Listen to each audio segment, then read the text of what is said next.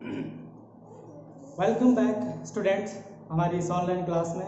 आज हम 12th class की आगे वाली जो कविता है उसके बारे में चर्चा करेंगे। तो बिना कोई समय गंवाए हम अपनी कविता की तरफ रुख करते हैं। चलिए देखते हैं। कविता का नाम है अ बॉयज सॉन्ग। कविता का नाम है अ बॉयज सॉन्ग। इसको कंपोज किया है विल्फर्ड विल्सन गिब्सन। ये इसका नाम है, विल्फर्ड विल्सन गिब्सन। ये कवि का नाम है। इसका जीवन काल है 1878 से लेकर के 1962। चलिए,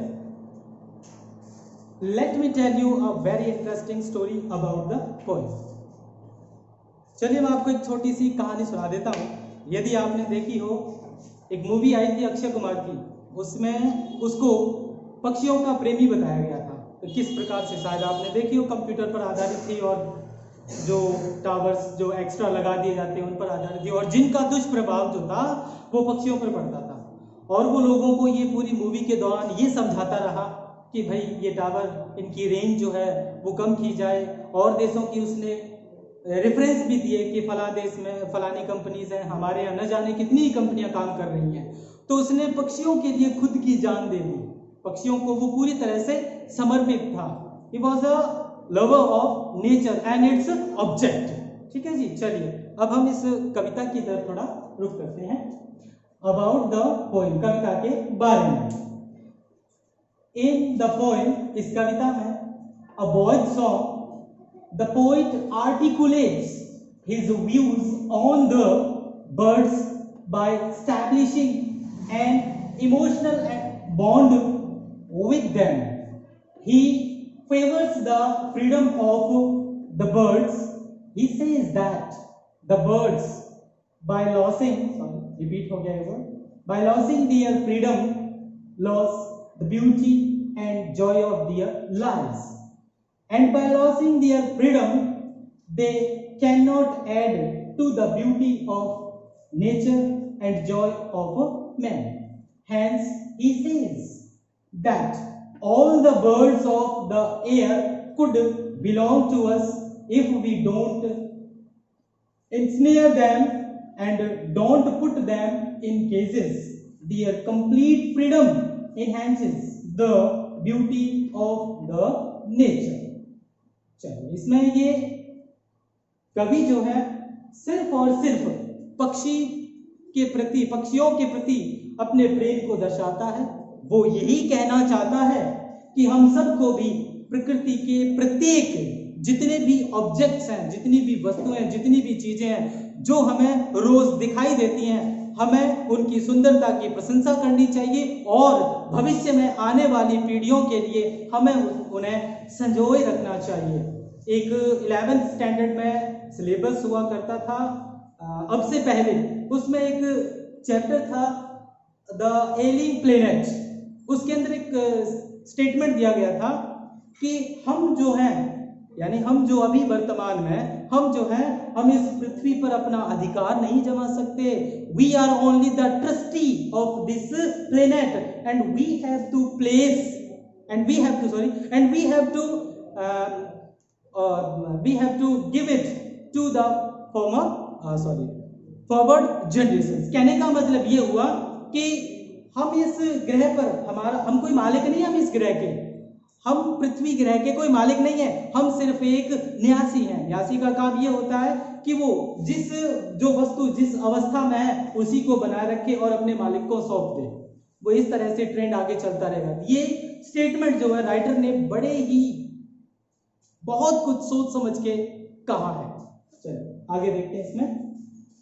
in the poem Kavita, you know very well, poet कवि आर्टिकुलेट का मतलब होता है व्यक्त करना। आर्टिकुलेट का मतलब होता है स्पष्ट व्यक्त करना। आर्टिकुलेट व्यक्त करना। हिज व्यूज अपने विचार, व्यूज होता है विचार, नोशंस, ऑन द बर्ड्स पक्षियों पर, बाय स्टैब्लिशिंग का मतलब होता है स्थापित करना, एंड इमोशनल हो गया भावनात्मक, सेंटिमेंटल। बॉन्ड का मतलब होता रिश्ता, लिंक, रिलेशन विद देम। यहाँ देम वर्ड जो है वो बर्ड्स के लिए आया है, इन बर्ड्स के लिए बर्ड आया है। तो इस कविता में कवि जो है वो स्पष्ट रूप से अपने विचारों को व्यक्त करता है कि वो ये बताता है कि किस प्रकार से वह उन पक्षियों से भावनात्मक जुड़ाव है वो बनाए रखता है। ही फेवर्स का मतलब होता है एडवोकेसी करना, यानी पक्ष रखना, किसी का पक्ष करना। ही advocates the freedom of the birds, और वह उन पक्षियों की स्वतंत्रता के बारे में वकालत करता है, स्वतंत्रता उनको स्वतंत्र रहने का वो पक्ष रखता है। He says, वह आगे कहता है that the birds, कि ये पक्षी जो हैं by losing their freedom, अपनी आजादी को खोने से lose the beauty and joy of their lives। वो कहते हैं आगे कि जैसे जैसे उनकी आजादी कम हो रही है, उनकी आजादी जो मिटती जा रही है, lose the beauty and joy of their lives, वे अपनी जीवन की खुशी, जॉय प्रसन्नता, हैप्पीनेस, ब्यूटी सुंदरता। तो पक्षी जो है वो अपनी आजादी को खो रहे हैं, और आजादी को खोने के साथ साथ वे अपने जीवन की खुशियों और सुंदरताओं को भी खो रहे हैं। And by losing their freedom, साथ ही साथ उनकी आजादी कम होने से, उनकी आजादी मिटने से, they can not add to the beauty of the nature, joy of man. By losing their freedom, अपनी आजादी खोते हुए दे कैन नॉट एड का मतलब क्या होता है? जोड़ना, बढ़ा देना, इंक्रीज करना। They can not increase to the beauty of nature, वे प्रकृति की सुंदरता में कोई भी बढ़ोतरी नहीं कर सकते, क्योंकि उनकी आजादी खो रही है। उनकी आजादी खोने से वे प्रकृति के सौंदर्य में बढ़ोतरी नहीं कर सकते। जॉय ऑफ मैन, और ना ही पुरुषों की, ना ही व्यक्तियों की खुशियों में कोई इजाफा या बढ़ाव कर सकते हैं। हैंस का मतलब होता है आगे, इसकी अतिरिक्त आगे। He says, he here means the poet। Poet है ना, वो आगे कहता है, क्या कहता है? That all the birds of the air, इस पृथ्वी पर जितने भी पक्षी हैं, could belong to us, वे हम ही से संबंधित हैं, वे हमसे ही जुड़े हुए हैं। If we don't ensnare का मतलब होता है जाल में फंसाना। Them and don't put them in cages, और उन्हें हम पिंजरों में बंद करें। क्या कहता है कवि आगे ये कहता है कि जितने भी पक्षी हैं वो हम सब से जुड़े हुए हैं। जितने भी पक्षी हैं इस दुनिया में वो सब हमसे ही जुड़े हुए हैं। यदि हम उन्हें पिंजरों में बंद न करें, यदि उन्हें हम जाल में कैद न करें, their complete freedom, उनकी संपूर्ण स्वतंत्रता, enhances का मतलब होता है बढ़ाना, उनकी संपूर्ण स्वतंत्रता बढ़ जाए, the beauty of the nature, यदि उनकी आजादी बढ़ेगी तो सुंदरता, प्रकृति की जो सुंदरता है वो भी बढ़ेगी। इस प्रकार से इसमें हमें उसकी मुख्य जो थीम है उसके बारे में हमें पता चलता है, उसका सब्जेक्ट मैटर क्या है, सेंट्रल आइडिया क्या है, ये सब हमें पता चलता है। यही कविता नहीं, प्रत्येक जितनी भी कविताएं हैं उनका यदि सब्जेक्ट मैटर हमारे पास रहता है तो क्वेश्चंस का आंसर देने में जो एग्जामिनर हमसे एक्सपेक्ट करता है हम उसका आसानी से दे सकते हैं। रटने से कभी कोई चीज याद नहीं होती। रटने का मतलब आपने कुछ समय के लिए किया और भूल गए, और जो हम समझेंगे, एक होता है लुक, एक होता है ऑब्जर्व करना, दोनों अलग अलग चीजें हैं। लुक देखना ध्यान से, ऑब्जर्व का मतलब है हर एक चीज को बारीकी से समझना। तो हमने इसको ऑब्जर्व करना है, हमने इसको क्या करना है? ऑब्जर्व करना है। इसमें वर्ड जो थे वह एक आर्टिकुलेट है, इसका मतलब होता है स्पष्ट कहना। व्यूज का मतलब होता है विचार व्यक्त करना। स्टैब्लिशिंग का मतलब होता है संबंध स्थापित करना। इमोशनल का मतलब हो गया भावनात्मक, और बॉन्ड का मतलब हो गया रिश्ता। फेवर्स का मतलब होता है पक्ष रखना। पक्ष करना किसी का, फ्रीडम स्वतंत्रता होती है, लिबर्टी आजादी, सेज कहना होता है, बर्ड बाय लॉसिंग, लॉसिंग का मतलब किसी चीज का कम होना, ठीक है, डियर उनकी खुद की, ठीक है, पॉसेसिव है, फ्रीडम आजादी, फिर से लॉस ब्यूटी सुंदरता, जॉय खुशी प्रसन्नता, ठीक है जी, losing and dear freedom they can not add का मतलब होता है इंक्रीज करना, बढ़ा देना, जोड़ देना। The beauty of nature, nature प्रकृति होती है, खुशी, हैंस का मतलब इसके अतिरिक्त और क्या कहता है वो, ही सेज, वो आगे कहता है कि सारे पक्षी हमसे ही जुड़े हुए हैं, यदि हम उन्हें पिंजरों में बंद न करें, यदि हम उन्हें जाल में न बंद करें, यदि वो पूरी तरह से आजाद रहते हैं, स्वतंत्र रहते हैं, तो वो प्रकृति की जो सुंदरता है उसको भी बढ़ा देते हैं। चलिए अब हम पोएम को पढ़ते हैं। Because I set no snare, snare का मतलब होता है जी जाल, इसका मतलब होता है जाल, ठीक है जी, जाल, नेट। सेट का मतलब होता है स्थापित करना, एस्टैब्लिश करना। बट लीव का मतलब होता है छोड़ना। डैम का मतलब होता है यहां लिया गया है पक्षियों को। फ्लाइंग उड़ते रहना, फ्री स्वतंत्र आजाद, फ्री स्वतंत्र आजाद, फ्लाइंग का मतलब होता है उड़ते हुए। ऑल द बर्ड्स सभी पक्षी ऑफ द एयर इस पृथ्वी पर जितने भी हैं, बिलोंग टू मी, बिलोंग का मतलब होता है रिलेटेड, संबंधित, ठीक है जी, related,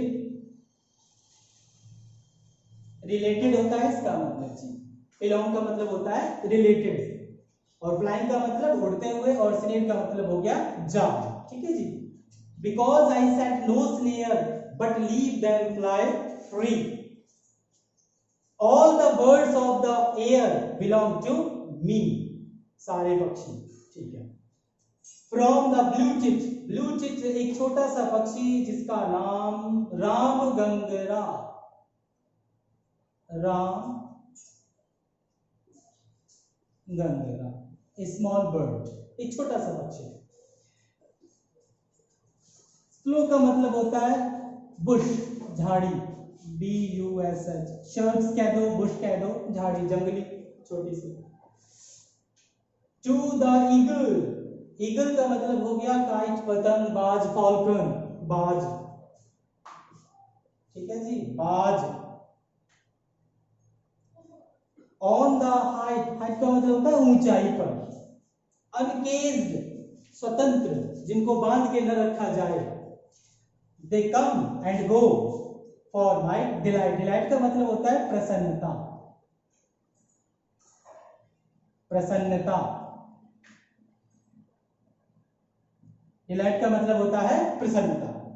and so the sunbird वे, वे का मतलब हो गया रास्ता, मार्ग। सनबर्ड, सनबर्ड सूर्य की ओर, टूवर्ड्स द सन। आई सो का मतलब होता है सवार होना, सो का मतलब होता है सवार होना, गेट राइट, सवारी करना। On the eagles, eagles wings, wings का मतलब हो गया पंख। अब कई बच्चे ये सोच रहे होंगे कि फेदर्स भी तो पंख होता है, वो मुलायम छोटे पंख होते हैं, छोटे पक्षियों। यहाँ विंग्स, ईगल्स, बाज के पंख होते हैं बड़े, तो उनके लिए विंग्स का यूज किया जाता है। कॉलेज में भी होता है, कई बार देखते हैं हम कि ये वीमेंस विंग्स है, यानी हिस्सा, पार्ट उसका, ठीक है जी, पंख। And in my heart, heart हृदय, ऑल डे पूरे दिन, the blue tit sings, sings मतलब गाता है, गाता, ऑल डे, हार्ट हृदय, ठीक है जी। चलिए इसमें ऐसा कोई वर्ड नहीं होना चाहिए, चलिए इसका अध्ययन करते हैं। Because I set no snare, क्योंकि मैंने कोई जाल नहीं बिछाया, क्योंकि मैंने कोई जाल नहीं बिछाया। But leave them flying free, मैंने उन्हें स्वतंत्र उड़ने के लिए छोड़ दिया है, मैंने उन्हें स्वतंत्र उड़ने के लिए छोड़ दिया है। All the birds of the air belong to me, इस धरती पर, इस पृथ्वी पर जितने भी पक्षी हैं वो सभी मेरे हैं, वो सभी मुझसे जुड़े हुए हैं, वो मुझसे जुड़े हैं, मैं उनसे जुड़ा हुआ हूं। तो पहला स्टेंजर छोटा सा है, ये स्टेंजर, ये वाला कंप्लीट हो गया। दोबारा देखते हैं इसी को। मैंने कोई जाल नहीं स्थापित किया, मैंने पक्षियों को पकड़ने के लिए कोई भी जाल नहीं बिछाया है। But leave them flying free, but leave them flying free, मैंने उन्हें स्वतंत्र उड़ने के लिए छोड़ दिया है। All the birds of the air, पृथ्वी के all the birds of the air, पृथ्वी के जितने भी जो पक्षी हैं वो सब बिलोंग टू मी, मुझसे जुड़े हुए हैं। यहाँ कवि और पक्षियों के बीच में अपना एक इमोशनल जो बॉन्ड है, हमने इसमें भी चर्चा की, इमोशनल बॉन्ड की बात करता है, वो इमोशनली जुड़ा हुआ है मुझसे। ठीक है, ठीक उसी प्रकार से जैसे आप कहीं जा रहे हैं नॉर्मली और कोई आप एक्सीडेंट देखते हैं, कहीं भी हो गया, आपने एक्सीडेंट देखा, you don't know the person, आप उस व्यक्ति को नहीं जानते, लेकिन एक पल जब आप उसकी कंडीशन देखते हैं तो आप भी भावनात्मक रूप से इम्परमानेंटली उससे एक लिंक बन जाता है कि बेचारे का देखो क्या हाल हो गया। ठीक है, कई देख लेते हैं, कई नहीं देख पाते, कईयों को खून देखते उल्टी आ जाती है। तो ये सब ये सेंसिटिविटी होती है इंसान की। ठीक है जी, इंद्रियां काम करती हैं उसकी। चलिए आगे देखते हैं। तो ये कोई दिक्कत नहीं होनी चाहिए इसमें, बिकॉज आई सेड नो, उसने वेरी सिंपल, बिल्कुल बहुत ही आसान शब्दों में उसने ऐसा कोई टिपिकल वर्ड यूज नहीं किया इस पोएम में, और छोटी सी है और बहुत बड़ा मैसेज दे दिया हमें। ये हम अपनी पृथ्वी को बचा सकते हैं, ये कहने का मतलब। अब अगर हम पृथ्वी के हर एक जो वस्तु है उसकी यदि हम देखभाल करें, हम देखभाल नहीं करते, जहां जहां प्रकृति का हमने अतिक्रमण किया है वहां वहां प्रकृति ने हमें उसका जवाब भी भयंकर रूप में दिया है। अभी जो ये आप देख रहे हो, ये बीमारी चल रही है कोरोना की, उस दौरान आपने शुरू में टीवी पर वीडियोस देखे होंगे कि नेचर जो अपने आप को रिसाइकल कर रही है, अपने आप को इम्प्रूव कर रही है। नदियों के बारे में सुना होगा, जंगली जो पशु पक्षी हैं वो भी ऐसे ऐसे पशु पक्षी दिखाई दिए इन दौरान जो कई वर्षों से नहीं दिखाई दिए, कई दशकों से दिखाई नहीं दिए, तो वर्षों की बात कर रहा हूँ, कई दशकों से दिखाई नहीं दी। ऐसी ऐसी चीजें विदेशों में हमारे भारत में देखने को आई है, कई बार ऐसी चीजें। तो क्या है कि हमें प्रकृति के साथ छेड़छाड़ बिल्कुल भी नहीं करनी चाहिए।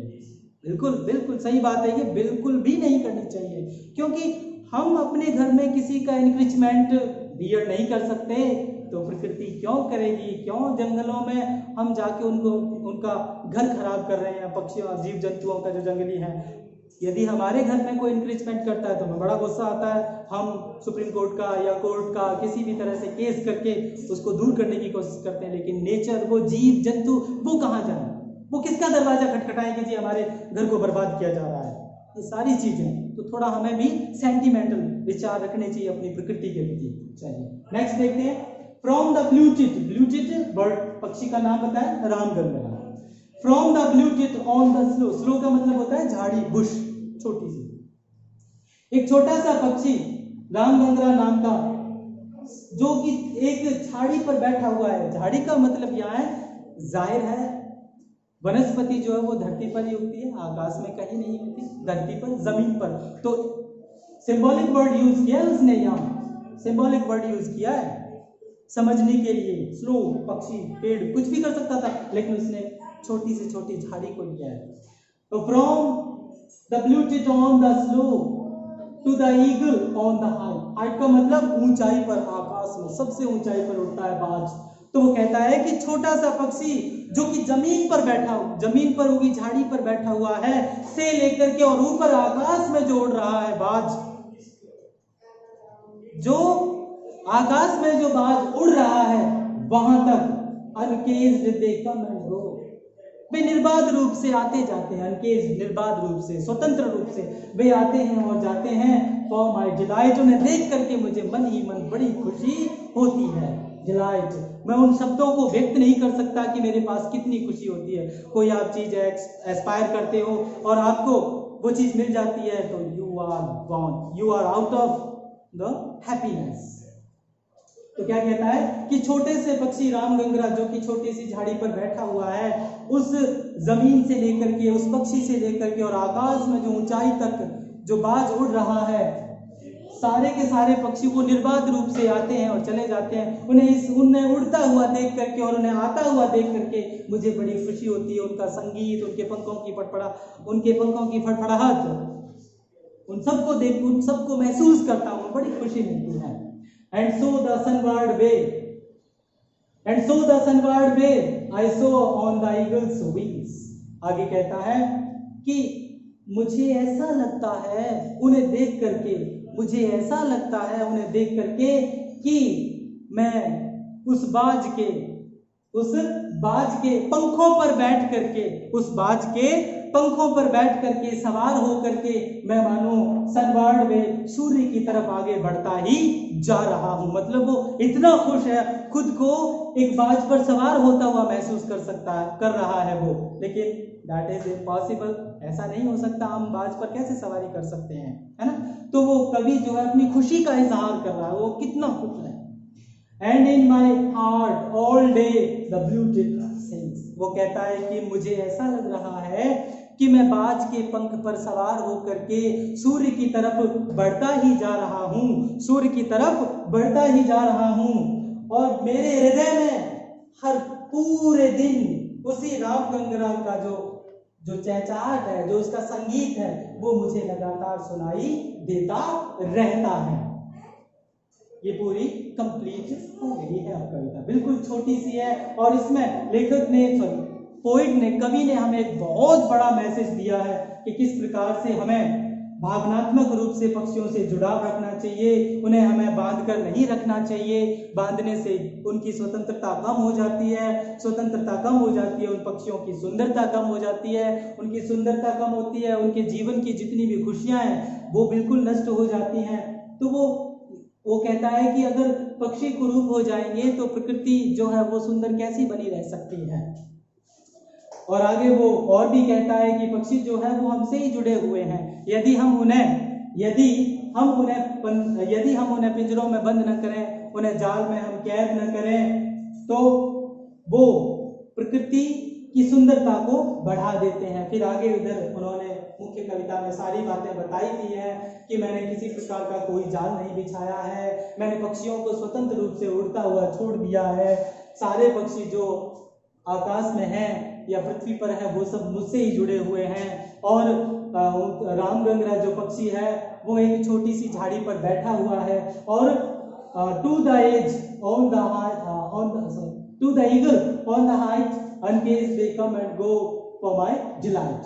वो कहता है कि मुझे ऐसा लगता है कि वो छोटा सा पक्षी जो एक झाड़ी पर बैठा हुआ है रामगंगरा नाम का, उससे लेकर के आकाश में ऊंचाई तक उड़ने वाले सारे पक्षी जो निर्बाध रूप से आते जाते रहते हैं, मुझे उनसे बड़ी खुशी मिलती है। फॉर माई डिलाइट, जब वो आता जाता मैं उन्हें देखता हूँ, वो किस प्रकार से उड़ते हैं, उन सब को देख करके मुझे बड़ी खुशी होती है। और वो कुछ अपनी खुशी का इजहार इस तरह से करता है कि मुझे ऐसा महसूस हो रहा है कि मैं सूर्य की तरफ उस बाज के पंखों पर सवार होकर के बढ़ता ही जा रहा हूँ। In my heart all day the blue tipped sings, मेरे हृदय में पूरे दिन हर समय वही संगीत जो राम गंगरा गुनगुना रहा है छोटी सी झाड़ी पर बैठा हुआ, मुझे ऐसा लगता है मुझे वो लगातार सुनाई देता है। इस तरह से ये विल्फ्रेड, इसको W.W. गिब्सन भी बोलते हैं, विल्फ्रेड विल्सन गिब्सन नाम थोड़ा टिपिकल है, याद रखना, Wilfred Wilson Gibson. Life span है उनका 1878 से लेकर के 1962 तक। पोएम का नाम है अ बॉयज सॉन्ग। तो इसमें कोई भी यदि किसी भी प्रकार का कोई डाउट हो तो आप कमेंट कर सकते हैं, आप हमसे पूछ सकते हैं। थैंक यू, धन्यवाद।